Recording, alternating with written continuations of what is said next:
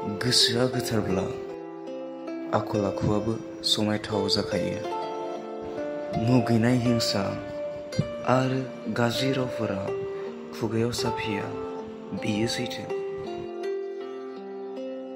महर मुस्रि, न' बां, देरा नोंनि हाजारखि समायना जाया मानो, गोसोआव गोथारथि गैयाब्ला समायनाय बुंनो आंनि गोसोआ मानिया मानोबा।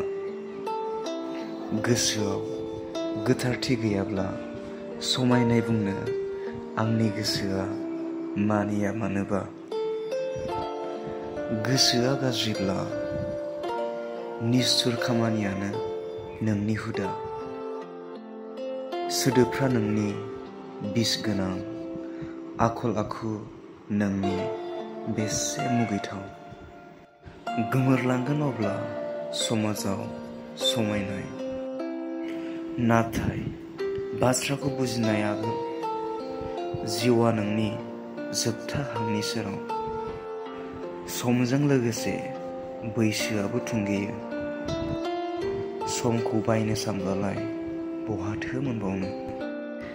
बेखायनो साजाय गोसो थोलिखौ गोरलै गोरलै बिबार फुलिजों, बारगोन अब्ला मोदोमफ्रु बिबार।